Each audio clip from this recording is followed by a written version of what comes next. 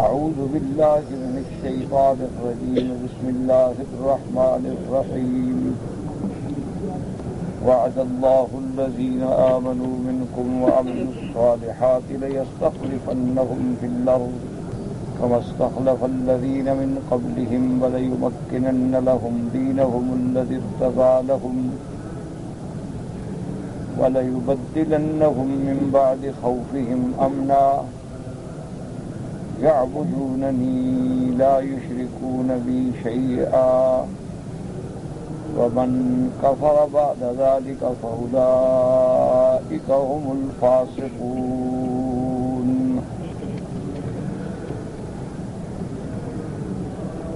سورۃ النور میں الحمدللہ جیسا کہ آپ نے پڑھا ہے کہ سب سے پہلے اللہ تبارک و تعالی نے اس میں ایمان والوں کی صفات کا ذکر فرمایا تھا۔ سورۃ النور کی جو ابتدا ہے جہاں سے آپ نے الحمدللہ سورۃ مبارک کو شروع کیا، تو اس سورۃ مبارک میں اللہ تبارک و تعالی نے صفات ایمان کا ذکر فرمایا،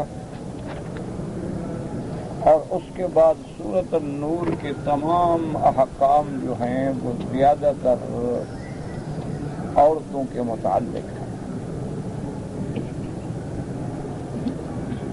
اسی لیے اللہ تبارک و تعالی نے سب سے پہلے سورۃ النور میں حدود کا ذکر فرمایا، مذمت زنا اور حد زنا کے بارے میں اللہ نے حکم فرمایا۔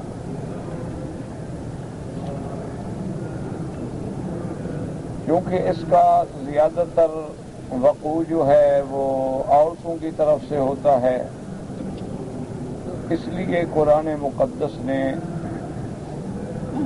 اس آیت مبارک میں عورت کا ذکر مقدم فرمایا کہ الزانیۃ والزانی فجلدوا کل واحد منہما 100 جلدہ۔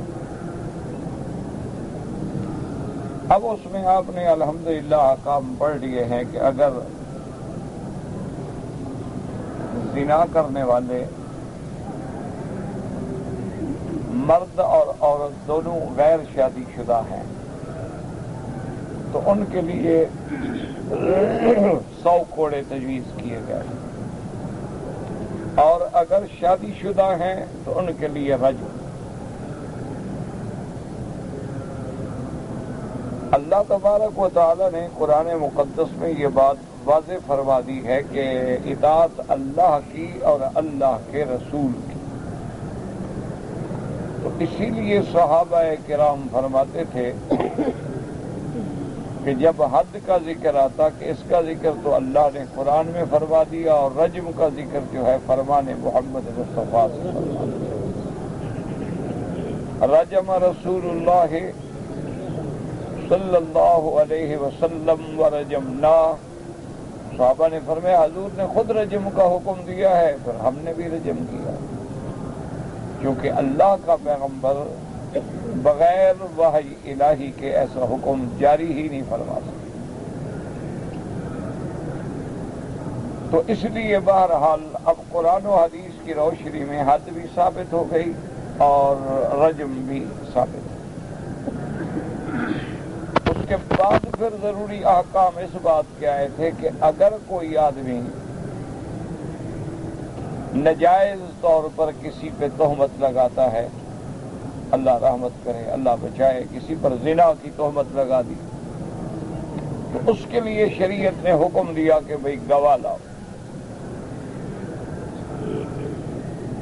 یا تو گواہ لاؤ، اور ایسے معاملے میں 2 گواہ نہیں بلکہ 4 گواہ، اور اگر وہ گواہ لے آئے تو جس کے خلاف ثبوت ہے اس کو حد ہوگی، یہ بری ہو گیا، اس نے تہمت نہیں لگائی بلکہ سچی بات کی۔ اور اگر 4 گواہ نہ لے آ سکے اپنی بات کو ثابت کرنے کے لیے تو پھر اس پہ حد قذف آئے، اس کو اسلام کہتا ہے حد قذف۔ کہ جھوٹی تہمت لگانے والی کی سزا، اور حد قذف کیا ہے؟ 80 کوڑا مارا جائے گا کہ تم نے ایسی جھوٹی تہمت کیوں لگا دی۔ لیکن اس بات میں یہ بھی یاد رکھیں کہ قرآن میں جو آیات ہیں ان کا تعلق یہ ہے کہ ذکر کیا گیا ہے مردوں کا، کہ جو مرد پاک باز مومنہ عورتوں پر تہمت لگاتے ہیں، حالانکہ اگر عورت بھی تہمت لگائے اس کے لیے بھی یہی سزا ہے، یعنی اگر مرد تہمت لگائے کسی عورت پر زنا کی اور ثابت نہ کر سکے تو 80 کوڑا، ثابت ہو جائے تو حد زنا۔ اسی طرح اگر عورت نے کسی مرد پہ تہمت لگا دی تو ثابت کرے تو اس پر حد ہوگی، نہ ثابت کرے اس کو بھی وہی سزا، اس کو کہتے ہیں حد قذف۔ اب اس کے بعد جو سب سے مشکل مسئلہ پیش آیا تھا، جو الحمدللہ آپ نے پڑھا ہے، کہ اگر کوئی آدمی اللہ معاف کرے اس نے اپنی بیوی کے ساتھ ایسی حالت و کیفیت میں دیکھا کسی بندے کو، تو یہ ایک بہت بڑا پیچیدہ مسئلہ۔ اس لیے صحابہ بہت حیران ہوئے اور انہوں نے کہا کہ یا رسول اللہ کا فرمان ہمارے آنکھوں پہ، لیکن خدا نہ کرے میں اپنی بیوی کے پاس کسی غیر مرد کو دیکھوں تو میں گواہ بلانے کے لیے جاؤں، اور اگر گواہ نہ ہوں تو پھر مجھے 80 کوڑا کھانا پڑے۔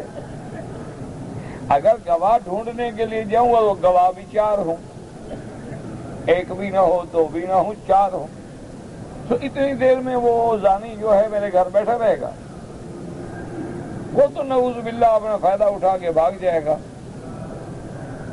تو میں ان حالات میں تو بڑا مجبور ہو گیا کہ میں کیسے ثابت کر سکتا ہوں۔ حتیٰ کہ ایک دن ایک صحابی نے رضی اللہ تعالی عنہ نے حضور صلی اللہ علیہ وسلم کی خدمت میں عرض کیا کہ یا رسول اللہ، اگر میں نے ایسی کیفیت میں بیوی کو دیکھا تو میں تو گواہ ڈھونڈنے نہیں جاؤں گا، میں تو قتل کر دوں گا، مجھ سے تو برداشت نہیں ہو سکتی یہ بات کہ میری بیوی ہو، میری عصمت میں ہو، میرے نکاح میں ہو اور میرے بستر پہ کسی غیر کے ساتھ وہ لذتیں حاصل کرے۔ حضور ناراض، رحمت دو عالم صلی اللہ علیہ وسلم نے فرمایا کہ انا اغیر منکا، میرے صحابی میں تم سے زیادہ بغیرت ہوں، واللہ اغیر منی، اور اللہ ہم سب سے زیادہ غیرت والے ہیں۔ کیسے تم بات کرو؟ صرف تمہارے اندر غیرت ہے، میں سب سے زیادہ غیرت والا ہوں، اللہ مجھ سے بھی زیادہ غیرت۔ لیکن جو اللہ نے احکام جاری فرمائے ہیں اس کے اندر حکمت ہے، اللہ تبارک و تعالی کے ہر حکم کے اندر حکمت ہے۔ اب اگر زنا کی اتنی بڑی سزا ہے کہ 100 کوڑے مارے جائیں، یا مرد ہے یا عورت ہے شادی شدہ ہے تو پتھر مار کے مار دیا جائے، یہ معمولی سزا تو نہیں ہے نا۔ تو اس اگر سزا سخت ہے تو ثابت کرنا بھی اور زیادہ سخت ہے۔ اللہ نے ایسے حالات پیدا کر دیے ہیں کہ یہ نہ ہو کہ دنیا نعوذ باللہ جھوٹی تہمتیں لگا کے لوگوں کو رجم کراتی رہے، لوگوں پر حد جاری کراتی رہے۔ ایسے حالات بھی ہوتے ہیں کہ بعض اوقات انسان ایسے خبیث بھی دنیا میں ہوتے ہیں کہ کسی شریف خاندان کی لڑکی کو بے عزت کرنے کے لیے وہ جھوٹی تہمت میں خود بھی اقرار کر دیتے ہیں، حالانکہ کوئی واقعہ نہیں ہوتا۔ تو اس لیے اللہ تبارک و تعالیٰ نے احکام میں سختی رکھ دی۔ ہاں اگر میاں بیوی میں مسئلہ پیش آ جائے تو اس کے لیے اللہ تبارک و تعالیٰ نے اپنے پاک پیغمبر کو حکم دیا کہ آپ دونوں کو بلا لیں، اور بلانے کے بعد اس مرد نے اگر ابتدا کی ہے تو اس سے کہیں کہ وہ 4 دفعہ قسم کھائے، کیونکہ اس کے پاس گواہ تو ہے نہیں۔ اب گواہ نہیں ہے تو اصولاً تو اس کو 80 کوڑا کھانا چاہیے تھا، لیکن اللہ تبارک و تعالیٰ نے رحمت فرما دی، اللہ تبارک و تعالیٰ نے عنایت فرما دی کہ حکم جاری کر دیا کہ تم 4 دفعہ قسم کھاؤ کہ میں جو کہہ رہا ہوں سچ ہے، میں نے اپنی بیوی کو گناہ کی حالت میں دیکھا، اور 5ویں دفعہ یہ کہے کہ اگر میں جھوٹ بول رہا ہوں تو مجھ پہ اللہ کی لعنت، اسی طرح اب پھر عورت سے حلف لیں کہ وہ بھی 4 دفعہ قسم کھائے کہ میرا خاوند جھوٹ بولتا ہے، میں نے زنا نہیں کیا ہے، اور 5ویں دفعہ اللہ کے غضب کو دعوت دے، تو اب یہ ہو جائے گا کہ یہ دونوں جو ہے حد سے بچ گئے۔ عورت نے قسم کھا لی تو حد زنا سے بچ گئی، مرد نے قسم کھا لی تو حد قذف سے بچ گیا۔ لیکن جب نوبت یہاں پہنچے تو اب میاں بیوی کا گزارا نہیں ہو سکتا، اس لیے اسلام نے حکم دیا کہ ان کے درمیان میں تفریق کر دو۔ ان کے درمیان میں اب ہمیشہ کے لیے حرمت ہو گئی کہ جو خاوند اپنی بیوی پر تہمت لگائے یا بیوی اپنے خاوند پہ تہمت لگائے، زندگی کیسے گزرے گی؟ تو اس لیے اسلام نے حکم دے دیا کہ اب ان دونوں کے درمیان قاضی کا فرض ہے کہ تفریق کر دے۔ اب یہ عورت اس کے لیے ہمیشہ کے لیے حرام ہو گئی، اب اس کی یہ بیوی نہیں بن سکتی۔ اور ایسے واقعات حضور صلی اللہ علیہ وسلم کے دور میں بھی آ گئے، کیونکہ یہ تو اصولی بات ہے نا کہ حق اور باطل کی جنگ جو ہے وہ تو ابتدائے آفرین سے چلی آ رہی۔ یہ تو ہمیشہ بات ہے نا کہ حضور کے زمانے میں بھی دن ہوتا تھا اور رات ہوتی تھی، حضور صلی اللہ علیہ وسلم کے زمانے میں بھی سچ بولنے والے بھی تھے، جھوٹ بولنے والے بھی، حضور صلی اللہ علیہ وسلم کے زمانے میں امانت والے بھی تھے، خیانت والے بھی، حتیٰ کہ ایک دفعہ حضور صلی اللہ علیہ وسلم کے سامنے ایسا کیس آیا، خاوند نے اپنی بیوی پہ تہمت لگائی، لیکن عورت قسم کھانے کے لیے تیار ہو گئی۔ خاوند نے قسم کھائی کہ یا رسول اللہ میں نے تو جھوٹ نہیں بولا ہے، میں نے تو سچ کہا ہے۔ عورت نے جب قسم کھائی تو حضور نے اس کو روکا، فرمایا دیکھو دنیا کی سزا بہتر ہے آخرت کی سزا، لہذا جھوٹی قسم نہ کھاؤ، اللہ کے غضب کو دعوت نہ دو۔ یہ جو لوگ سمجھ لیتے ہم نے قسم کھا لی کیا ہو جائے گا کیا ہو جائے گا، اس کا انجام بعض اوقات اللہ دنیا میں دکھا دیتے ہیں، بعض اوقات آخرت میں دکھا دیتے ہیں۔ اللہ تبارک و تعالیٰ کے نام کی قسم کھانا کوئی معمولی سی بات نہیں ہوتی، پھر اللہ تبارک و تعالیٰ کے غضب کو دعوت دینا۔ حضور صلی اللہ علیہ وسلم نے روکا، آپ نے فرمایا ٹھہر جاؤ۔ اس نے کہا لا یا رسول اللہ میں قسم کھانے کے لیے تیار ہوں۔ اس کے بعد حضور صلی اللہ علیہ وسلم نے یہ بھی فرما دیا صحابہ کو کہ اگر یہ عورت جب حاملہ ہے، یہ حمل کے ساتھ تھی، اس کا جب بچہ پیدا ہو اگر اس کی یہ شکل ہو تو وہ زانی کی اولاد ہے، اور اگر یہ شکل ہو تو وہ اپنے خاوند کی اولاد ہے۔ اللہ کی شان یہ ہے کہ جب بچہ پیدا ہوا تو وہ بالکل زانی کی شکل تھی۔ حضور صلی اللہ علیہ وسلم نے فرمایا اللہ کے قرآن کا فیصلہ ہے، تم قسم کھا چکی ہو، اب میں تمہیں سزا نہیں دے سکتا، ورنہ میں تمہیں ایسی سزا دیتا کہ عبرت بنا دیتا پوری دنیا کے۔ لیکن اللہ کے قرآن کے فیصلے کو اللہ کا نبی اور پیغمبر بھی نہیں بدلے۔ تو ان واقعات کے بعد پھر آپ کو یاد ہوگا کہ آپ نے سیدہ عائشہ صدیقہ رضی اللہ تعالی عنہا کے عفق کا قصہ پڑھا کہ بعض بدتینت لوگوں نے، اور یہ ہر دور میں ہوتا آیا ہے، ہر دور میں ایسے واقعات ہوئے ہیں کہ اس وقت بھی منافقین نے، عبداللہ ابن ابی نے، دشمنان محمد مصطفیٰ نے صلی اللہ علیہ وسلم نے موقع کی فرصت پاتے ہی بی بی عائشہ پہ حملہ کر دیا۔ جیسے آج بھی آپ دیکھ رہے ہیں کہ رحمت دو عالم صلی اللہ علیہ وسلم کے خلاف اخبارات نے کس قدر بے باکانہ جرت کا مظاہرہ کیا ہے۔ یاد رکھیں یہ اتفاقات نہیں ہیں، یہ کفر کی ایک تخطیط ہے، کفر کی ایک سازش ہے، کفر کا ایک بنا بنایا پروگرام ہے تاکہ ثابت کرے کہ جب حضور کی توہین ہوگی مسلمان مشتعل ہوگا، ہم کہیں گے دیکھو دہشت گرد۔ حالانکہ یہ تمام دہشت گردی کی پیدا کرنے والا کفر ہے۔ اسلام تو سلامتی کا مذہب ہے، ایمان تو امن کا مذہب ہے۔ اللہ کا نبی تو مسلمان کی تعریف یہ فرماتے ہیں کہ المسلم من سلم المسلمون من لسانہ ویدہ۔ حضور نے فرمایا کہ مسلمان کی تعریف یہ ہے کہ جس کی زبان سے اور ہاتھ سے لوگ محفوظ۔ مسلمان کی تو تعریف یہ ہے۔ آپ نے فرمایا مسلمان کی تو تعریف یہ ہے کہ المؤمن لا یکون لعانا، مومن کبھی کسی دوسرے پہ لعنت نہیں کرتا، مومن کبھی بد زبانی نہیں کرتا، مومن کبھی گری ہوئی اخلاق سے بات نہیں کرتا۔ یہ تو مومن کی شان کے خلاف ہے۔ تو اس قسم کی حرکتیں جو ہیں یہ آج سے نہیں ہو رہی، اس قسم کی حرکتیں جو ہیں یہ ابتدائے آفرین سے ہیں۔ اللہ کے ہر پیغمبر پہ ایسے حالات گزرے ہیں. آپ نے دیکھا ہے کہ موسیٰ علیہ السلام پر بھی دشمنوں نے تہمت لگائی، ان کی زندگی میں، ان کے بدن میں عیب کی تہمت لگائی. اسی طرح آپ نے دیکھا ہے کہ سیدنا یوسف علیہ السلام کو بھی جیل میں ڈالا گیا، ان کو بھی قید و بند کی صعوبتوں سے گزرنا پڑا. اسی طرح آپ نے دیکھا ہے کہ اس دور میں بھی لوگوں نے پیغمبر کے دروازے پہ آ کے کہا کہ آپ اپنے مہمان ہمارے سپرد کریں تاکہ ہم گناہ کر سکیں. یہ ہر دور میں ہوتا آیا ہے، اور ہر دور میں کفر نے یہ حرکتیں کی ہیں، اور ایسی حرکتوں سے انہوں نے سمجھا ہے کہ حق مٹ جائے گا، حق دب جائے گا، اسلام کمزور ہو جائے گا. لیکن یہ ان کی غلط فہمی ہے. وہ جتنا ہی زور لگائیں گے، وہ جتنی ہی پھونکے ماریں گے، وہ جتنی ہی گستاخی کریں گے، اللہ اسلام کو اور زیادہ رفعت عطا فرمائیں گے، اللہ اسلام کو اور زیادہ شان عطا فرمائیں گے.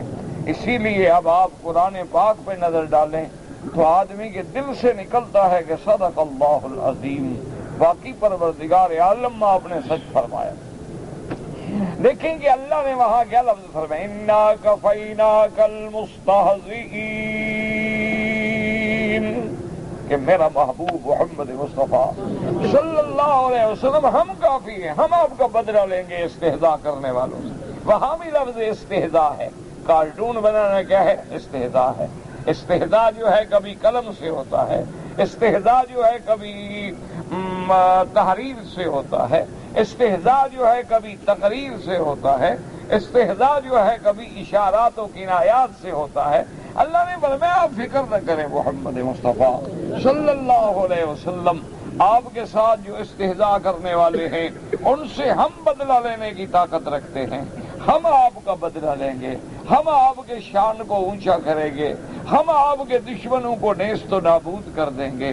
اور آپ دیکھیں کہ جس وقت ابھی لہب کے بیٹے نے گستاخی کی شان محمد مصطفیٰ میں صلی اللہ علیہ وعلی آلہ واصحابہ وسلم، تو حضور پاک نے کیا دعا مانگی تھی کہ اللہم سلط علیہ کلبا من کلابک، کہ یا اللہ اپنے جنگل کے کتوں میں سے کسی کتے کو اس پہ مسلط کر دے. اور آج بھی مسلمان اللہ کے کعبے میں بیٹھ کے دعا کریں کہ اللہم سلط علیہم کلبا من کلابک، کہ یا اللہ جس بدبخت نے ہمارے مدنی کی توہین کی ہے اس پر بھی جنگل کے کتوں میں سے کسی کتے کو مسلط کر دے. یا اللہ انت القادر علی ذلک، یا اللہ آپ بدلہ لے سکتے ہیں، یا الہ العالمین آپ ان سے انتقام لینے پہ قادر ہیں، یا اللہ آپ ان کی شوکت کو مٹانے پہ قادر ہیں، یا اللہ آپ ان کی سازشوں کو بے نقاب کرنے پہ قادر ہیں. وما ذلک علی اللہ بعزیز، اور آپ کے لیے کیا ہے. دیکھیں کہ انجام کیا ہوا کہ بیٹا اوپر سویا ہوا ہے، جنگل سے ایک شیر نکلتا ہے. اللہ نے اس جنگل کے شیر کو بھی بتا دیا تھا کہ محمد مدنی کے گستاخ کی ایسی ہوا ہوگی، ایک ایک کو سونگتا ہے، آخر چھلانگ لگا کے اسے ٹکڑے ٹکڑے کر دیتا. اسی طرح فکر نہ کریں، اللہ تبارک و تعالی اور مسلمانوں کو چاہیے کہ جوش میں آ کر اپنے دعوے کو، اپنی قوت کو کمزور نہ کر دیں، کسی تشدد کا شکار نہ ہوں. بس سب سے بڑی سزا ہے کہ دشمن کا بائیکاٹ کر دیں، دشمن کی ہر چیز کو ہاتھ لگانا چھوڑ دیں، خریدنا چھوڑ دیں، دیکھنا چھوڑ دیں، ان کی ہر چیز پہ لعنت بھیج دیں، کو مفت میں بھی دے تو اٹھا کے پھینک دیں، تاکہ ان کو پتہ لگے کہ ان کے دلوں کے اندر محبت ہے محمد مصطفیٰ کی صلی اللہ علیہ وعلی آلہ واصحابہ وسلم. اگر آپ تشدد پہ اتر آئے، اگر آپ نے بھی توڑ پھوڑ شروع کر دی تو دشمن تو کامیاب ہو گیا. وہ یہی تو چاہتا ہے، وہ یہی تو چاہتا ہے کہ آپ کو مشتعل کرنے کے بعد ایسے حالات پیدا کر دے کہ لوگوں کو بتلا سکے دیکھو جناب یہ ایسے ایسے کارٹون ہوتے رہتے ہیں، ایسی بات ہوتی رہتی ہے، ایسی بات ہوتی. کیا مانا ہے؟ یعنی دنیا کا کون سا ایسا آئین ہے، دنیا کا کون سا ایسا قانون ہے، دنیا کی کون سی ایسی پارلیمنٹ ہے، دنیا کی کون سی ایسی عدلیہ ہے، دنیا کی کون سی ایسی مقننہ ہے جو کسی پیغمبر کے توہین کی اجازت دیتی ہو، کسی پیغمبر کے شان میں گستاخی کی اجازت دیتی ہو. ہمیں تو اپنا قرآن یہ کہتا ہے کہ کافروں کے خدا کو بھی برا مت کہو. اللہ تبارک و تعالی ہمیں تو یہ سبق دیتے ہیں کہ تم کافروں کے بھگوان کو بھی گالی نہ دو، تم کافروں کی دیوی دیوتاؤں کو بھی گالی نہ دو، تم کافروں کو ان کے مقامات مقدسہ کی بھی توحید نہ کرو، کیونکہ تم نے اگر گالی دی تو وہ تمہارے خدا کے بارے میں بات کریں گے۔ اللہ تبارک و تعالیٰ کی شان دیکھیں۔ اچھا اس ابی لہب کو دیکھو جس نے کہا حضور کو کہ تب اللہ کا تیرے لیے ہلاکت ہو، اللہ نے ایسی ہلاکت مسلط کی، اللہ نے ایسا عذاب مسلط کیا کہ مر گیا، اپنے بیٹے قریب نہیں آتے تھے، خاندان قریب نہیں آتا تھا، برادری قریب نہیں آتی تھی، 2-3 دن تو گھر میں پڑا رہا، بدبو پھیل گئی، محلے والے تنگ آ گئے، آخر لوگوں نے باہر سے کرائے پہ مزدور لائے گئے، ان کو کہا گیا کہ اس کی لاش کو اٹھائیں، انہوں نے کہا ایسے بدبخت کی لاش کیسے اٹھائیں، لاش پھٹ چکی ہے اور زہر پھیل چکا ہے، بدبو پورے مکے والوں کو جینے نہیں دیتی۔ آخر وہ لوگ بڑے بڑے لکڑیاں بانس لے کے آئے، دور سے اس بانس پہ اس کی لاش کو اٹھا کے جا کے کتے کی طرح گڑھے میں ڈال دیا۔ اللہ تبارک و تعالی نے دنیا میں دکھلا دیا اور بتلا دیا کہ میرا بدنی ان شانیہ کا هو الابتر، تیرے دشمن کا ہم نام مٹا دیں گے، تیرے دشمن کا ذکر ختم کر دیں گے، تیرے دشمن کی بات کو ہمیشہ کے لیے جڑ کاٹ دیں گے، ہم آپ کی شان کو ورفعنا لک ذکرک۔ آپ دیکھیں گے ابی لہب مٹتا گیا، محمد مدنی کا نام چڑھتا گیا، محمد مدنی کی شان بلند ہوتی گئی۔ تو انشاءاللہ اللہ تبارک و تعالی اپنے دین کی حفاظت فرمائیں گے، اسلام کی حفاظت فرمائیں گے۔ اللہ تبارک و تعالی عزت محمد مصطفیٰ، عصمت محمد مصطفیٰ، شان محمد مصطفیٰ کی حفاظت فرمائیں گے۔ یہ اللہ تبارک و تعالی کا اللہ کا فیصلہ ہے کہ واللہ یعصمک من الناس، اللہ کا فیصلہ ہے کہ ان شانئک هو الابتر، اللہ کا فیصلہ ہے کہ انا کفیناک المستہزئین، اللہ نے فیصلہ فرما دیا ہے کہ میرا مدنی یمکرون ویمکر اللہ واللہ خیر الماکرین، دشمن بھی تدبیریں کرتے ہیں لیکن میری تدبیر و تقدیر کا کون مقابلہ کر سکتا ہے۔ اسی لیے اللہ نے قرآن میں واضح فرما دیا ہے کہ یریدون لیطفئوا نور اللہ بافواہہم، کیا یہ چاہتے ہیں کہ ہم اللہ کے نور کو پھونکے مار کے بجھا دیں گے؟ اللہ نے فرمایا واللہ متم نورہ، اللہ اپنے اس نور کو تمام فرمائیں گے، چاہے کافر پسند نہ کریں لیکن اسلام کا نور چمک کے رہے گا۔ آج اگر کوئی چاند کو پسند نہ کرے چاند چمکتا رہے گا، آج اگر کوئی چاند پہ تھوکنے کی کوشش کرے وہ تھوک اس کے منہ میں آئے گی، آج اگر کوئی ستاروں پہ تھوکنے کی کوشش کرے وہ اس کا اپنا منہ گندا ہوگا۔ اس لیے دیکھیں کہ اس دور میں بھی دشمنوں نے سیدہ عائشہ صدیقہ بنت الصدیق رضی اللہ تعالی عنہا پہ تہمت لگائی۔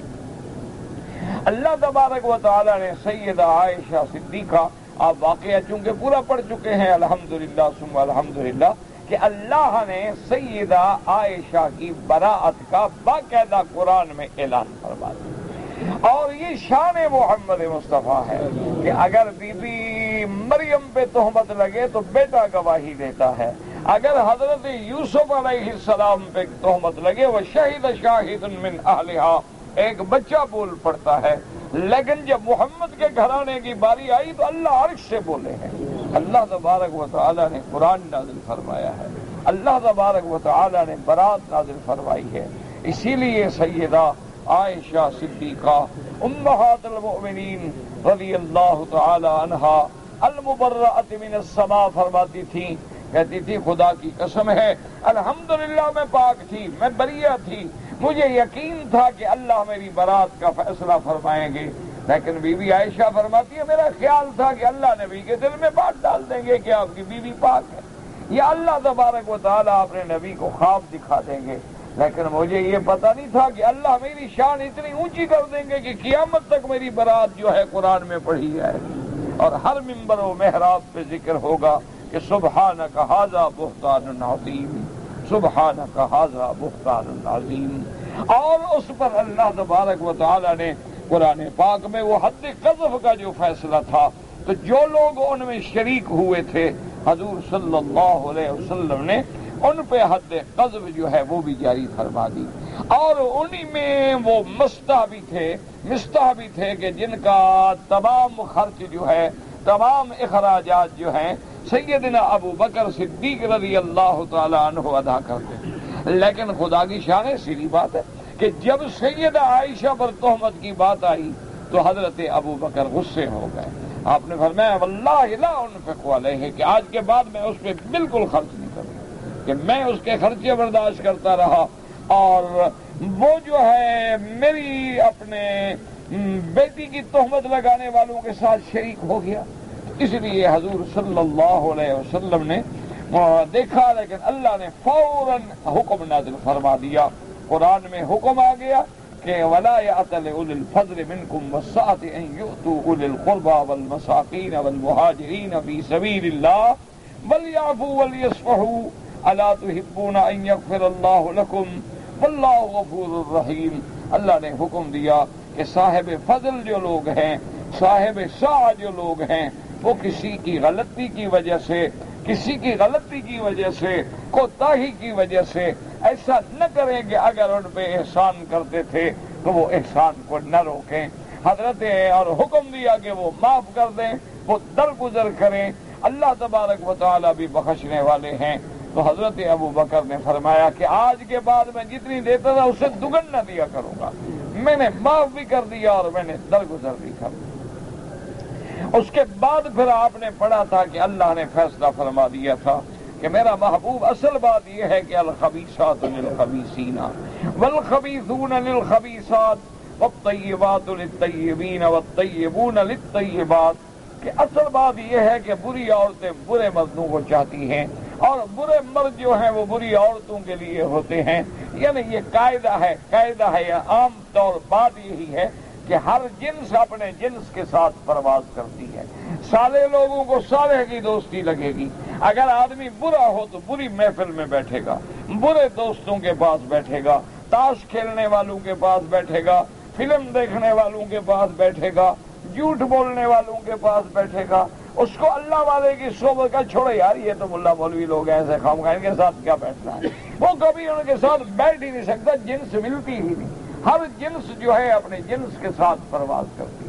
ہمیشہ آپ دیکھیں گے کہ چور چوروں کے ساتھ ملتے ہیں، ڈاکو ڈاکوؤں کے ساتھ ملتے ہیں، صالح جو ہے وہ صالح لوگوں کے ساتھ ملتے ہیں. اور یہ قاعدہ ہوتا ہے کہ ہر برائی بھی اثر کرتی ہے اور اچھائی بھی اثر کرتی ہے. اسی لیے حکم ہے کہ ایمان والوں اچھے لوگوں سے دوستی رکھو. اس لیے علماء نے لکھا ہے کہ اگر آدمی کسی اللہ کے ولی کی صحبت میں بیٹھا ہو، نہ بھی چاہتا ہو تو اثر آئے گا. لیکن اب ہم نہ بھی چاہیں تو لائٹ آ رہی ہے، روشنی پہنچ رہی ہے، ہمیں کہ نہیں پہنچ رہی. ہم چاہیں لاکھ دفعہ نہ چاہیں لیکن روشنی آئے گی.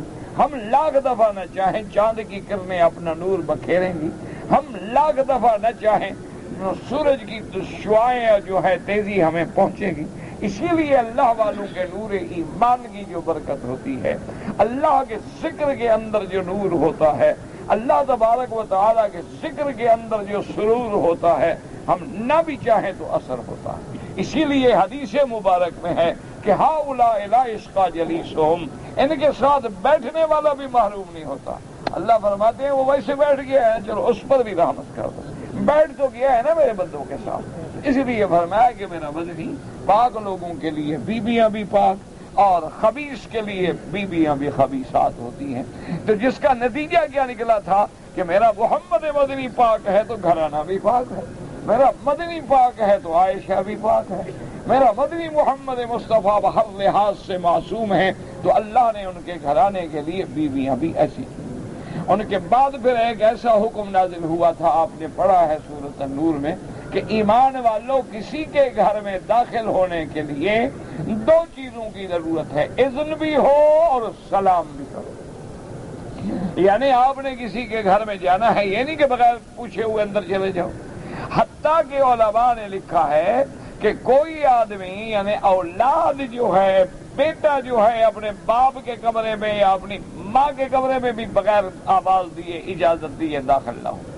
حتیٰ کہ بعض علماء فرماتے ہیں کہ اپنی بیوی، حالانکہ بیوی کے لیے کوئی ضروری نہیں، اس کی بیوی ہے، اس کو حق ہے، لیکن علماء فرماتے ہیں کہ احتیاط اسی میں ہے کہ جیسے حضرت عبداللہ ابن مسعود رضی اللہ تعالی عنہ صحابی جلیل ہیں، فقہائے صحابہ میں سے ہیں، وہ جب اپنے گھر میں آتے تھے تو پہلے کھنکھارتے کہ گھر والوں کو پتہ چل جائے کہ عبداللہ آ رہے ہیں. صحابہ نے پوچھا یا رسول اللہ، وہ تو بیوی ہوتی ہے. پر میں تمہاری بیوی ایسی حالت میں پڑی ہو گئی اس حالت میں تم نہ دیکھنا چاہو، یا تم والدہ کے کمرے میں جا رہے ہو، خدا نہ کرے وہ کپڑے اتار کے بیٹھی ہے، کوئی بیچاری اپنے بدن کے لیے کوئی نہا رہی ہے، غسل کر رہی ہے، تو اس لیے حکم ہے کہ کسی گھر میں بغیر اجازت کے، بغیر اذن کے داخل ہو۔ اور یہ بھی اسلام نے سکھا دیا ہے کہ جب اذن لینے کے لیے جاؤ تو 3 دفعہ اذن مانگو، اگر 3 دفعہ کے بعد بھی اجازت نہ ملے تو واپس آ، لیکن اندر سے آواز آ گئی کہ بھی واپس چلے جائے، گھر میں کوئی مرد نہیں ہے، تو اسلام نے بتایا کہ فرض ہوا ازکالکم، تمہارے لیے اسی میں بہتری ہے کہ جب گھر میں کوئی مرد نہ ہو تو کسی غیر عورت کے کمرے میں نہ بیٹھیں، کیونکہ اگر عورت ہو اور مرد ہو تو تیسرا شیطان ہوتا، یہ قاعدہ ہے۔ اسی لیے بعض اولیاء اللہ جو ہیں، یعنی ایک بزرگ کے بارے میں لکھا ہے ان کی عمر تقریباً 80 یا 90 سال کے قریب تھی، لکڑی پہ چلتے تھے، اور انہوں نے اپنے خادموں کو بتلا دیا تھا کہ اگر کوئی عورت دعا کے لیے آئے یا کوئی عورت بیچاری کچھ پوچھنے کے لیے آئے تو اس کو اکیلا نہ بھیجا کرو، تم لوگ ساتھ آئے کرو۔ تو ایک دن ایک شاگرد نے بڑے یعنی حجت میں آ کے، محبت میں آ کے، مزاح کے رنگ میں آ کے انہوں نے کہا حضرت 80-90 سال عمر ہو گئی، چلنے کے تو آپ قابل نہیں رہے، تو اب اگر کوئی عورت آئے گی مسئلہ پوچھنے تو کیا ڈر ہے کہ ہم اس کے ساتھ ضرور آئیں؟ آپ نے فرمایا تمہیں پتہ نہیں ہے شیطان اتنا ملعون ہے کہ وہ 90 سال کے بزرگ سے بھی گناہ کروا دیتا ہے، شیطان اتنا خبیث ہے کہ اس کی شہوت کو بھی انگیز کر دیتا ہے، تو اس لیے کبھی اعتماد نہیں ہونا چاہیے۔ جب اللہ کے نبی نے فرمایا ہے کہ جب کسی غیر عورت کے ساتھ بیٹھو گے تو تیسرا شیطان ہوگا، لیکن اندر سے آواز آ گئی کہ بھی واپس چلے جائے، گھر میں کوئی مرد نہیں ہے، تو اسلام نے بتایا کہ فرض ہوا ازکالکم، تمہارے لیے اسی میں بہتری ہے کہ جب گھر میں کوئی مرد نہ ہو تو کسی غیر عورت کے کمرے میں نہ بیٹھیں، کیونکہ اگر عورت ہو اور مرد ہو تو تیسرا شیطان ہوتا، یہ قاعدہ ہے۔ اسی لیے بعض اولیاء اللہ جو ہیں، یعنی ایک بزرگ کے بارے میں لکھا ہے ان کی عمر تقریباً 80 یا 90 سال کے قریب تھی، لکڑی پہ چلتے تھے، اور انہوں نے اپنے خادموں کو بتلا دیا تھا کہ اگر کوئی عورت دعا کے لیے آئے یا کوئی عورت بیچاری کچھ پوچھنے کے لیے آئے تو اس کو اکیلا نہ بھیجا کرو، تم لوگ ساتھ آئے کرو۔ تو ایک دن ایک شاگرد نے بڑے یعنی حجت میں آ کے، محبت میں آ کے، مزاح کے رنگ میں آ کے انہوں نے کہا حضرت 80-90 سال عمر ہو گئی، چلنے کے تو آپ قابل نہیں رہے، تو اب اگر کوئی عورت آئے گی مسئلہ پوچھنے تو کیا ڈر ہے کہ ہم اس کے ساتھ ضرور آئیں؟ آپ نے فرمایا تمہیں پتہ نہیں ہے شیطان اتنا ملعون ہے کہ وہ 90 سال کے بزرگ سے بھی گناہ کروا دیتا ہے، شیطان اتنا خبیث ہے کہ اس کی شہوت کو بھی انگیز کر دیتا ہے، تو اس لیے کبھی اعتماد نہیں ہونا چاہیے۔ جب اللہ کے نبی نے فرمایا ہے کہ جب کسی غیر عورت کے ساتھ بیٹھو گے تو تیسرا شیطان ہوگا، اور پھر شیطان دلوں میں وساوس ڈالتا ہے، حتیٰ کہ مجبور کر دیتا ہے کہ اس لیے حکم ہے کہ اگر عورت کہے کہ بھئی گھر میں کوئی نہیں، فرض ہو تو واپس لوٹ آؤ، یہی اور یہ بھی اسلام نے سکھایا کہ جب اجازت لینے کے لیے جاؤ تو دروازے کے سامنے کھڑے ہو کر بھی اجازت نہ مانگو، کیونکہ اگر آپ سامنے کھڑے ہیں تو ہو سکتا ہے ہوا سے پردہ ہٹ جائے، ہو سکتا ہے کوئی دروازہ بچہ کھولے تو آپ تو دیکھ رہے ہیں گھر کو، پھر پردے کی کیا ضرورت ہے، پھر دروازے بند کرنے کی کیا ضرورت؟ دروازہ اسی لیے تو ہوتا ہے کہ کوئی اندر نہ جھانکے، اسی لیے تو پردہ لٹکایا جاتا ہے کہ بھی کوئی کسی کی نظر اندر نہ پڑے، آدمی نہ دیکھے غیر محرم کو۔ اگر آپ سامنے کھڑے ہیں، ہوا کا جھونکا آیا، پردہ ہٹ گیا، آپ نے تو سارا گھر دیکھ لیا۔ کوئی چھوٹا بچہ آیا، اس نے دروازہ کھولا، سامنے عورتیں کھڑی ہیں، آپ نے تو دیکھ لی، تو پھر پردے کا فائدہ کیا ہوا؟ اسی لیے ایک صحیح حدیث مبارک میں آتا ہے کہ ایک صحابی نے حضور صلی اللہ علیہ وسلم کے دروازے پہ کھڑے ہو کے اجازت مانگی، اور آگے حضور کے زمانے میں وہ کوئی دروازے تو ہوتے نہیں تھے، کوئی اتنے بڑے اہتمام تو تھا نہیں، اتنا بڑا انتظام تو تھا نہیں، تو کوئی درد تھی اس پردے میں، تو وہ درد کے سامنے کھڑا تھا، حضور غصے میں باہر تشریف لے آئے۔ آپ نے فرمایا یہ پردہ کیوں لٹکایا گیا ہے؟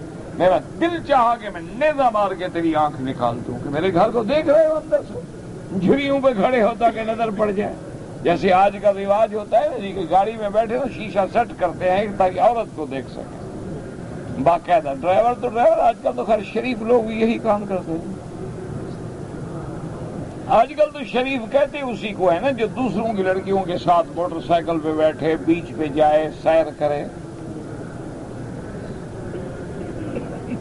آج کل تو شریف یعنی اسی کو سمجھا جاتا ہے نا کہ جو کلبوں میں ہوں، جو پبوں میں ہوں، جو ڈانس فلور پہ ہوں، جو بیچ پہ ہوں اور موٹر سائیکل پہ لڑکیاں بیٹھی ہیں، کپڑے اوڑھ رہے ہیں، اور اگر کپڑا پہنا ہوا ہے تو پورا بدن اندر سے نظر آ رہا ہے.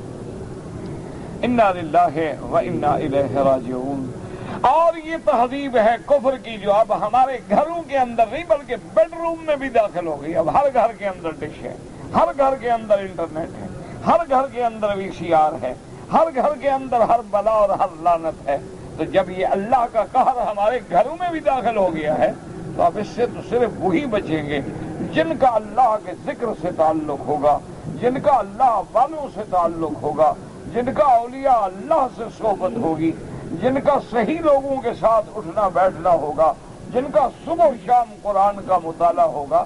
ورنہ اس عذاب سے دنیا کی کوئی طاقت نہیں بچا سکتی. اس عذاب سے بچانے والی چیز کیا ہے کہ فذکروا اللہ. اللہ نے فرمایا تم مجھے یاد کیا کرو. فذکرونی اذکرکم واشکروا لی ولا تکفرون.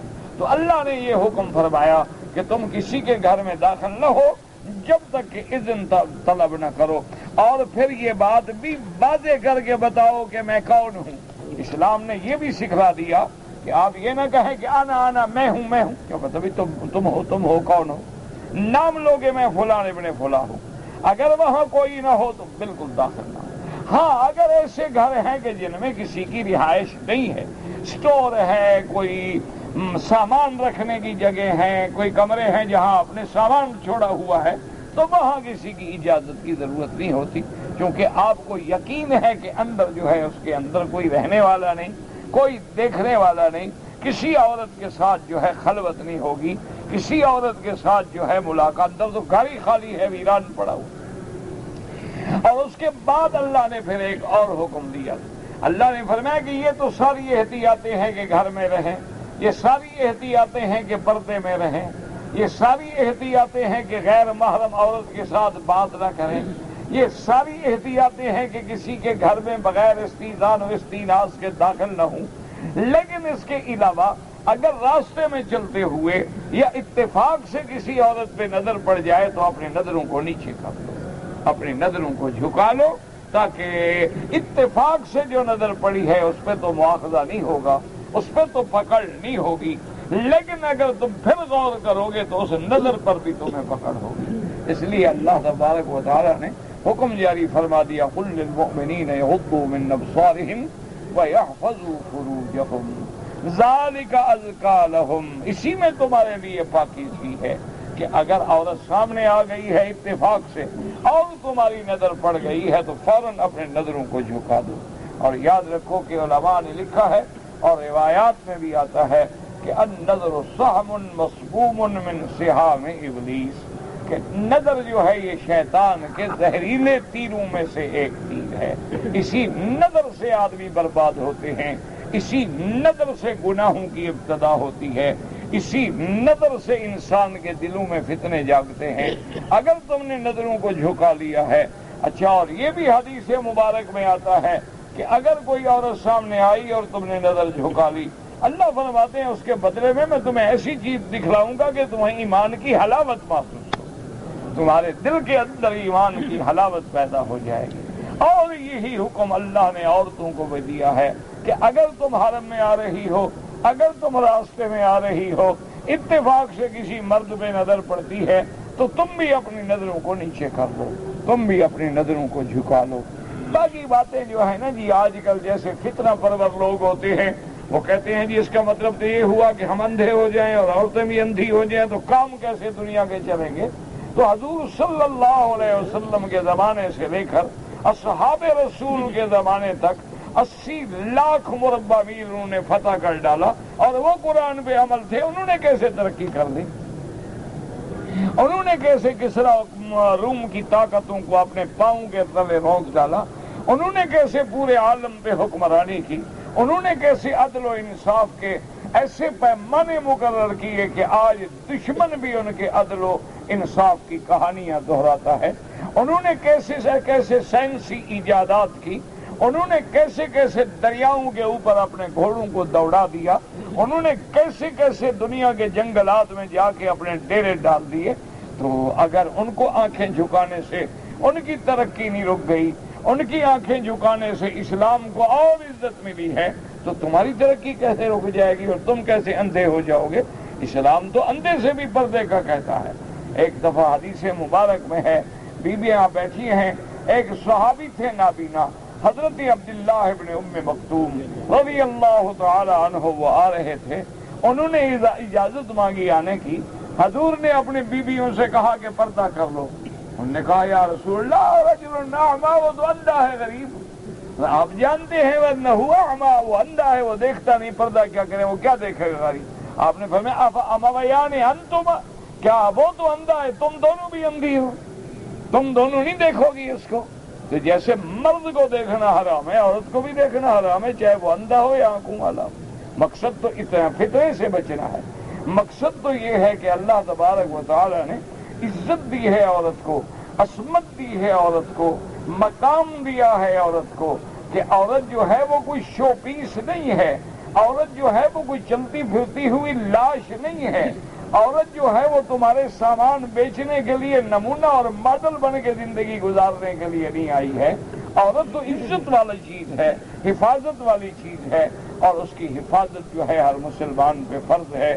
اور عورت کے مقام ہے کہ کبھی وہ ماں کے مرتبے پہ ہوتی ہے، کبھی وہ بہن کے مرتبے پہ ہوتی ہے، کبھی وہ بیٹی کے مرتبے پہ ہوتی ہے، کبھی وہ بیوی کے مرتبے پہ ہوتی ہے۔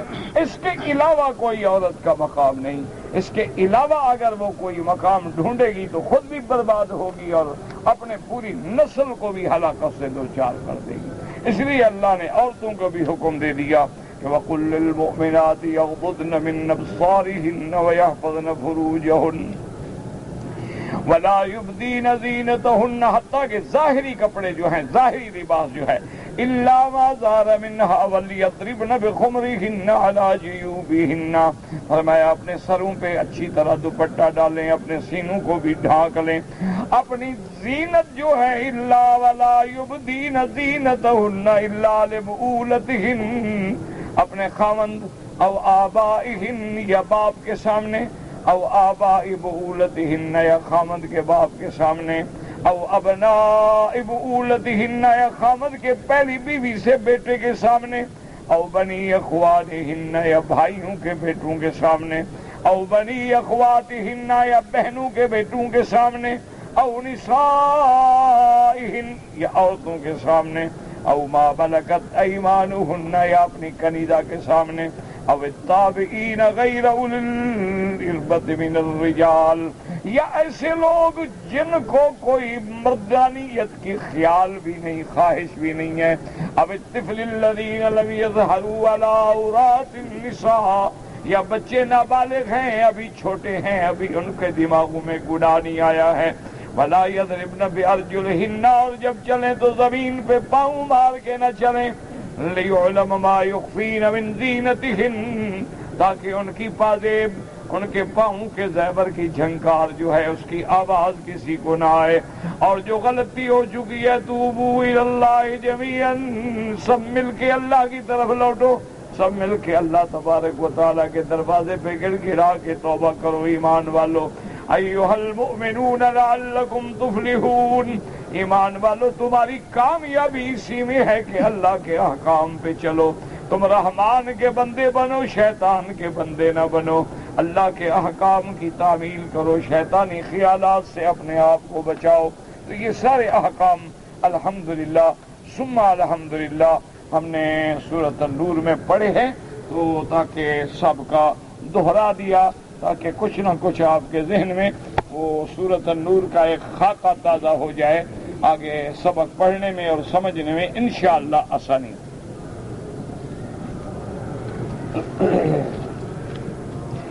ایک آدمی نے رمضان شریف کے بعد عمرہ کیا، اور اس نے اس کے بعد حج بھی کیا ہے، اور حج افراد کی نیت کی اور حج کی بکری یا اس نے نہیں کی ہے، تو اس کے بارے میں کیا حکم؟ اب یہ تو آپ نے لکھا نہیں نا کہ جس آدمی نے یہ کیا وہ کون ہے، باہر کا رہنے والا ہے، مکے کا رہنے والا ہے، آفاقی ہے، مقیم ہے، کون ہے؟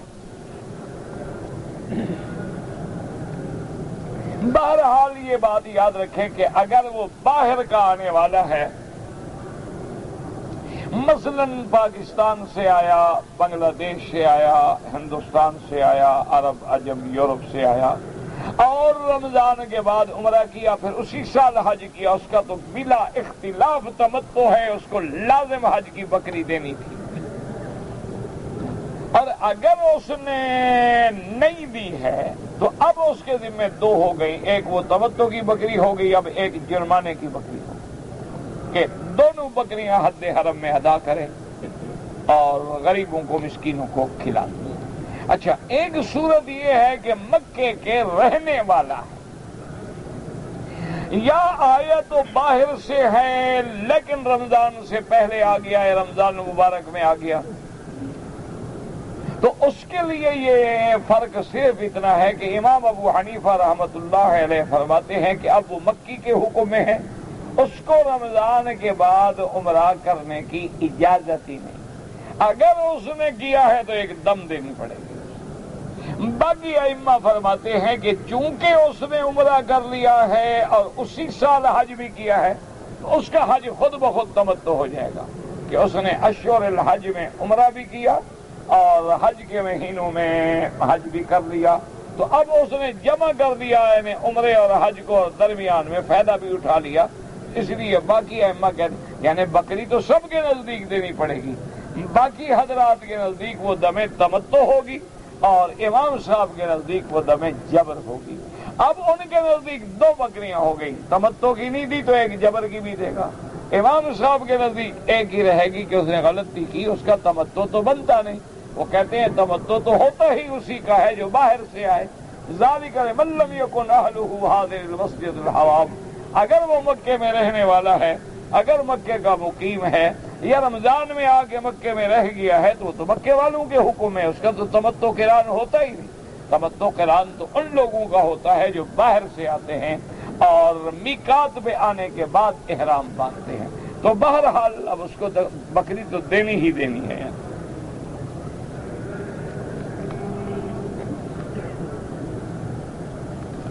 کہتے جی کہ میری والدہ بہت کمزور ہیں اور میں یہاں پر رہتا ہوں سعودی عرب میں، مزدور آدمی ہوں، مزدوری کرتا ہوں، اگر میں اپنی والدہ کا حج بدل کرانا چاہوں تو اس کے لیے مجھے کسی اور آدمی سے کرانا ہوگا یا میں خود کروں؟ آپ خود کریں، اور آدمی کیوں کریں؟ آپ اولاد ہیں، آپ بیٹے ہیں، سب سے زیادہ ذمہ داری آپ کی ہے، آپ اپنا حج کر چکے ہیں، اب اپنی والدہ کا حج بدل کریں۔ آپ سے زیادہ بہتر کون ہے کہ آپ کسی اور کو بلائیں؟ آپ کسی کو نہ بلائیں بلکہ اپنی والدہ کا حج بدل خود کریں، آپ کو بھی پورا حج ملے گا اور والدہ کو بھی پورا حج ملے گا۔ میں بیمار ہوں اور دعا کریں اللہ ہر بیمار پہ رحم فرما، اللہم اشفنا واشف مرضانا ومرضى المسلمین، اللہم انا نعوذ بک عن البرص والجذام وعن سیء الاسقام، اللہم اشفنا واشف مرضانا ومرضى المسلمین، یا شافی یا سلام، اللہم رب الناس مذہب الباس، اشف انت شافی لا شفاء الا شفاؤک، شفاؤک لا یغادر سقما۔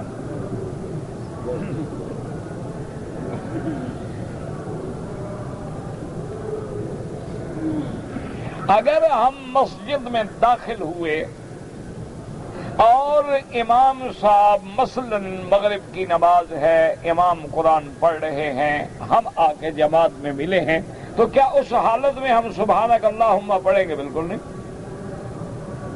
جب امام پڑھ رہا ہے وہ تو اللہ کا بھی حکم ہے اور نبی کا بھی حکم ہے کہ تم چپ رہو، خاموش رہو اور سنو، یہ تو نص قطعی ہے، خدا کا قرآن ہے کہ جب قرآن پڑھا جا رہا ہو سنو بس اور خاموش رہو۔ حتیٰ کہ اللہ نے قرآن میں دونوں لفظ فرما دیے کہ فاستمعوا لہ، سنو، سننا بھی ایسا کہ اس پر عمل کرو، وانصتوا، اور چپ بھی رہو، کیونکہ کبھی ایسا بھی ہوتا ہے نا کہ آدمی خود بھی پڑھتا رہتا ہے سنتا بھی رہتا ہے۔ اللہ نے دونوں ڈیوٹیاں لگا دی، صرف سننا نہیں، چپ بھی رہنا ہے۔ اسی لیے اگر آپ امام کے پاس داخل ہوں گے آپ خاموش رہیں، بس امام کا پڑھنا انشاءاللہ کافی ہے اور آپ کی نماز بالکل ٹھیک ہے۔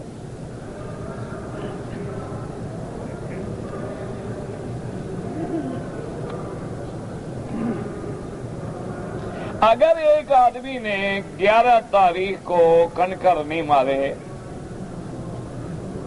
لیکن اس نے 12 تاریخ کو جا کے قضا کر لی، یعنی 12 کی بھی ماری اور جو 11 کی نہیں مارے تھے وہ بھی قضا کر دیا، تو کوئی جرمانہ نہیں۔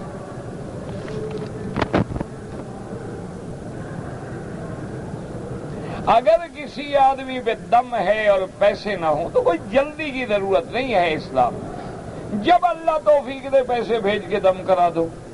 اگر تم نے فیصلہ کر لیا ہے کہ ہمیشہ بھوکا ہی رہنا ہے، پیسے کبھی نہیں ملیں گے آپ کو، تو پھر روزے رکھ لو تھا، ورنہ اللہ قادر ہے کل تمہیں پیسے دے دے، کل تمہیں امیر بنا دے، تو عز من تشاء اور توتی الملک من تشاء تنزع الملک ممن تشاء، وہ تو مالک ہیں، وہ چاہیں تو گداؤں کو شاہ بنا دیں، شاہوں کو گدا بنا دیں، مسکینوں کو امیر کر دیں، امیروں کو فقیر کر دیں، اللہ کے آگے کیا مشکل ہے؟ تو لہذا اسلام نے آپ کو اجازت دی ہے کہ آپ بڑے آرام سے جب اللہ توفیق دے اور پیسہ دے آپ بھیج سکتے ہیں، اور اگر بالکل نہیں تو 10 روزے رکھ لیں۔ بھائی اب دیکھو نا، اتنا بڑا خط کون پڑھنے کے لیے بیٹھا رہے؟ کسی عورت نے زنا کے علاوہ اس بات کی قسم کھائی کہ مجھے کسی نے شادی کے لیے نہیں کہا، یہ قذف نہیں ہوتی۔ قذف کا معنی یہ ہوتا ہے کہ زنا کی تہمت لگائے۔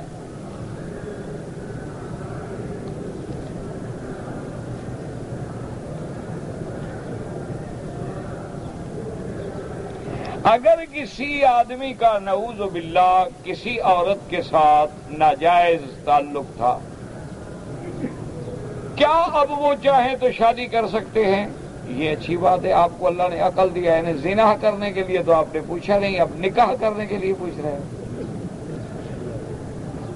یعنی جب تک حرام کھاتے رہے، منہ کالا کرتے رہے، وہ تو مسئلہ پوچھا نہیں۔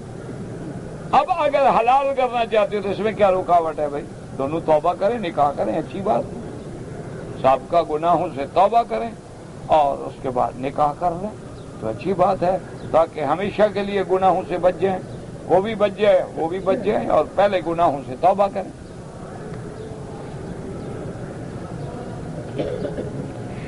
کہتے جی کہ اگر وہ شادی کریں گے تو ان کی اولاد حرام سے ہوگی، زنا کرتے ہوئے نہیں سوچا تھا، اب نکاح کرتے ہوئے فکر ہو رہی ہے۔ کیا لوگوں کی عقل ہیں، پتہ نہیں اللہ نے بھوسا بھر دیا ہے دماغوں میں۔ بھائی اگر بغیر نکاح کے زنا میں عورت حاملہ ہو گئی، صاف بات ہے کہ وہ زنا کی اولاد ہے۔ اگر اب اس نے گناہوں سے توبہ کر لی اور دوبارہ نکاح کر لیا تو صحیح اولاد ہے، اب کیا گناہ ہے اس کا؟ کتنی طوائفیں ہیں جو توبہ کر کے ساری زندگی کے لیے شریف ہو گئی، کتنی گناہ گار مرد ہیں جو زندگی جن کی گناہوں میں گزری اللہ نے بدل دیا، ولی اللہ بن گئے۔ یہ کون سی مشکل بات ہے؟ آپ توبہ کریں، اللہ کا دروازہ کھلا ہوا ہے، اللہ تبارک و تعالیٰ کی رحمت پکار رہی ہے، اور اس سے بڑی بات کیا ہوگی کہ ان اللہ یحب التوابین، اللہ فرماتے ہیں میں تو توبہ کرنے والوں سے محبت کرتا ہوں۔ توبہ تب کرے گا نا، گناہ ہوگا تو توبہ کرے گا نا، مانا اللہ تو محبت فرماتے ہیں کہ اچھا گناہ گار بندے کو خیال آ گیا کہ میرا بھی ہے کوئی مالک، تو آدمی کو تو ہر حال میں توبہ کرنی۔ اسی لیے حدیث میں خیر الخطائین التوابون، حضور نے فرمایا ہر بندہ گناہ گار ہے لیکن سب سے اچھے گناہ گار وہ ہیں جو گناہوں پہ اللہ سے ڈر کے توبہ کر لیتے ہیں۔ تو آدمی توبہ کر لو، اور خدا کی رحمت کے دروازے بند نہیں ہوئے ہیں، اور توبہ کرنے کے بعد نکاح کریں، بالکل جو اولاد ہوگی وہ بالکل صحیح اولاد ہوگی۔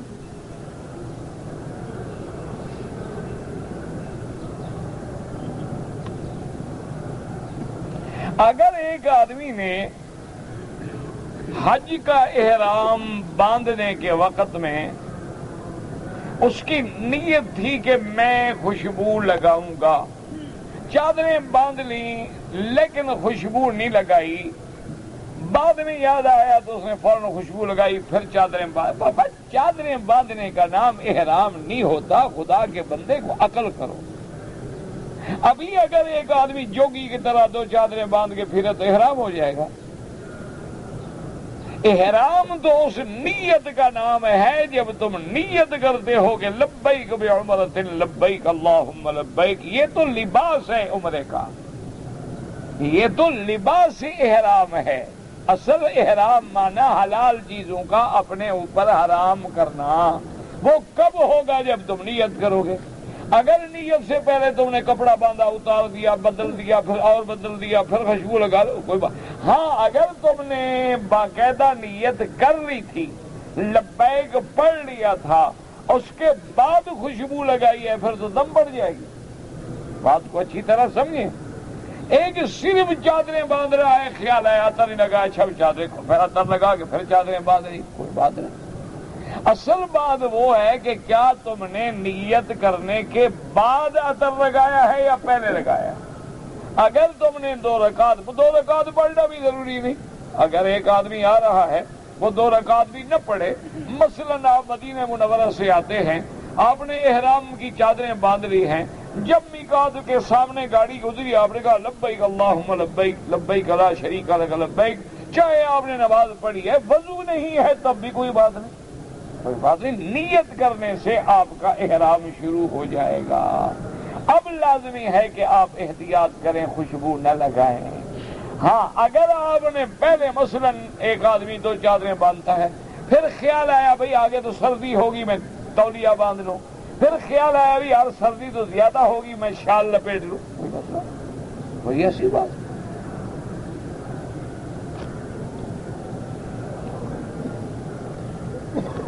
کہتے جی کہ جمعہ جو ہے وہ کتنے دور، یہ دور کی بات نہیں ہے، کبھی کبھی ایک شہر کی اتنی آبادی ہے کہ وہاں 10 مسجدوں میں جمعہ ہوتا ہے پھر بھی لوگ پورے نہیں ہوتے۔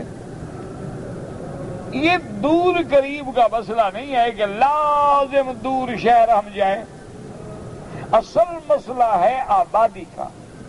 امام ابو حنیفہ رحمت اللہ علیہ فرماتے ہیں کہ اتنا بڑا قصبہ ہو کہ جس میں ضروریات زندگی مل جاتے ہوں، یعنی بازار ہو، دکانیں ہوں، ہر سودا تقریباً مل جاتا ہو، اچھا خاصا قصبہ ہو، اچھا اجتماع ہو۔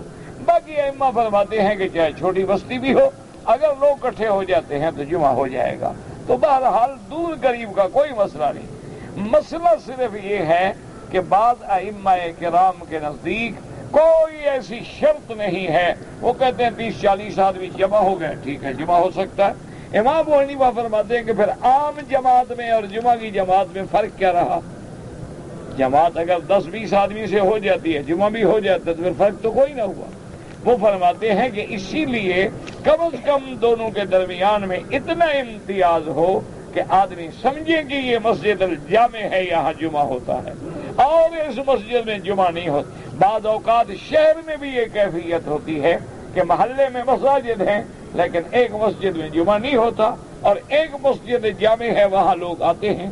اس لیے ان کے نزدیک شرائط ہیں کہ قصبہ ہو، دکانیں ہوں، ضروریات زندگی وہاں ملتے ہوں، اور آبادی بھی کافی ہو، وہاں جا کے جمعہ ہوگا۔ اور باقی ائمہ کرام کے نزدیک کوئی ایسی شرط نہیں، وہ کہتے ہیں بستی بڑی بھی ہو اس کو بھی قریہ کہتے ہیں، چھوٹی بھی ہو اس کو بھی قریہ کہتے ہیں، اور جہاں بھی مسلمانوں کا اجتماع ہو، قلیل ہو یا کثیر ہو، وہاں جمعہ ہو جاتا ہے۔ واللہ اعلم۔ اللہم صلی علی سیدنا محمد وعلی آل سیدنا محمد کما صلیت علی ابراہیم وعلی آل ابراہیم فی العالمین انک حمید مجید۔ اللهم إنا نشهد بأنك أنت الله لا إله إلا أنت الأحد الصمد الفرد الذي لم يلد ولم يولد ولم يكن له كفوا أحد. اللهم يا حي يا قيوم يا ذا الجلال والإكرام يا ذا الجلال والإكرام يا ذا الجلال والإكرام. اللهم إنك بليغ مقتدر ما تشاء من أمر يكون. اللهم فرج هم المهمومين نفس كرب المكروبين واقض الدين عن المدينين واشفنا واشف مرضانا ومرضى المسلمين واشفنا واشف مرضانا ومرضى المسلمين. اللهم اصلحنا واصلح بنا واصلح اولادنا واولاد المسلمين. اللهم اصلح شبابنا وشباب المسلمين. اللهم اصلح بناتنا وبنات المسلمين. اللهم اصلح احوالنا واحوال المسلمين. اللهم اصلح ذرياتنا وذريات المسلمين. اللهم اصلح لنا شأننا كلها فلا تكلنا الى انفسنا طرفة عين قط ولا اقل من ذلك. یا الہ العالمین بیماروں کو شفا عطا فرما، بے حیاؤں کو حیا عطا فرما، بے دینوں کو دین عطا فرما، بے اولادوں کو اولاد عطا فرما، جن کی اولادیں ہیں ان کو صالح بنا، بے روزگاروں کو روزگار عطا فرما، قرض داروں کے قرض ادا فرما. یا الہ العالمین جن لوگوں نے رحمت دو جہاں کی شان میں گستاخی کی ہے ان پر اپنا قہر مسلط فرما. یا اللہ ان پہ اپنا قہر مسلط فرما. یا اللہ ان پہ اپنا عذاب مسلط فرما. یا اللہ مسلمانوں کے سینوں کو مسلمانوں کے دلوں کو ٹھنڈا فرما دے. یا اللہ ان کے اوپر قہر نازل کر کے مسلمانوں کی تسلی فرما دے. یا اللہ مسلمانوں کی شان کی اور دین کی حفاظت فرما دے. عالم اسلام کی حفاظت فرما دے. حرمین الشریفین کی حفاظت فرما. بلد الامین کو قیامت تک ہر فتنے سے محفوظ فرما.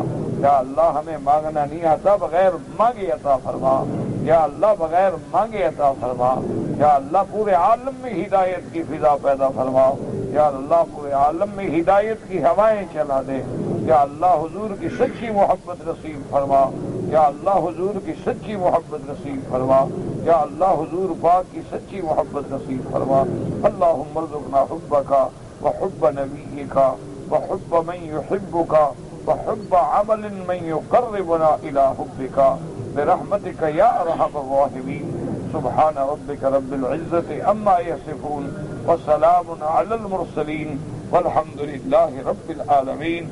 آمین. صلی اللہ تعالی علی خیر خلقہ سیدنا محمد وعلی آلہ وصحبہ اجمعین.